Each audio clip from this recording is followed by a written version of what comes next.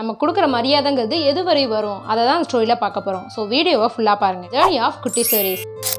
ஒரு ஊர்லேயே மதிப்புமிக்க பணக்காரர் ஒருத்தர் இருக்காரு. ஒரு நாள் அவர் தெருவில் நடந்து போயிட்டு இருக்கப்போ திடீர்னு அவரோட செருப்பு அந்து போகுது. உடனே பக்கத்துல இருக்க வீட்டை தட்டி அந்த ஓனரை கூப்பிட்டு, என்னோட செருப்பு அந்து போச்சு, அது புதுசு வேற, அதனால அதை தூக்கி போட முடியாது, உங்க வீட்டுல ஒரு ஓரமா இங்க நான் போட்டிருக்கேன், நாளைக்கு என்னோட வேலையில வர சொல்லி அதை நான் எடுத்துட்டு போயிடுறேன்னு சொல்றாரு. உடனே அந்த வீட்டுக்காரரும், ஐயா நீங்க எவ்வளவு பெரிய பணக்காரரு, உங்க செருப்பு இங்க இருக்கிறதே எனக்கு ரொம்ப பெரிய விஷயம், அதனால தாராளமா இருக்கட்டும், நீங்க போயிட்டு வாங்க அப்படின்னு சொல்றாரு. ஆனா அந்த பணக்காரரும் செருப்பை எடுக்காம மறந்துடுறாரு. அது அப்படியே வருஷ கணக்கா போகுது. இப்போ ஒரு நாள் அந்த பணக்காரர் இறந்தே போயிடுறாரு. அவரோட உடலை தூக்கிட்டு வந்துட்டு இருக்கப்போ மழையும் அதிகமா பெய்யுது. அந்த மலையில தூக்கிட்டு போக முடியாதுங்கிறதுக்காக ஒரு வீட்டை கதவை தட்டுறாங்க. அது இந்த பணக்காரர் செருப்பை விட்டுட்டு போனா அதே வீடு தான். இப்போ அந்த வீட்டுக்காரங்களை கூப்பிட்டு, இந்த மாதிரி மழை அதிகமா இருக்கு, உங்க வீட்டுக்கு வெளியே ஒரு ஓரமா இந்த உடலை நாங்க வச்சிருக்கோம், மழை குறைஞ்சதுக்கு அப்புறம் நாங்க அதை எடுத்துட்டு போறோம்னு சொல்றாங்க. இப்போ அந்த வீட்டை சேர்ந்த நபர், ஏண்டா யார் வீட்டுக்கு முன்னாடி யார் பணத்தை வைக்கிற, இந்த மாதிரி வீட்டுக்கு முன்னாடி யாராவது பணத்தெல்லாம் வச்சுட்டு இருப்பாங்களா, ஒழுங்கா தூக்கிட்டு போயிரு அப்படின்னு சொல்லி ரொம்பவே ஹார்ஷா பேசி அவங்களை அனுப்பி விட்டுறாரு. அதே பணக்காரர் உயிரோட இருந்தப்போ அவரோட செருப்பு கொடுத்த மதிப்பு கூட இப்ப அவரோட உடலுக்கு அந்த மதிப்பு கிடைக்கிறது இல்லை. அதனால இந்த உடம்புல உயிர் இருக்கிற வரையும் தான் எல்லா மதிப்புமே.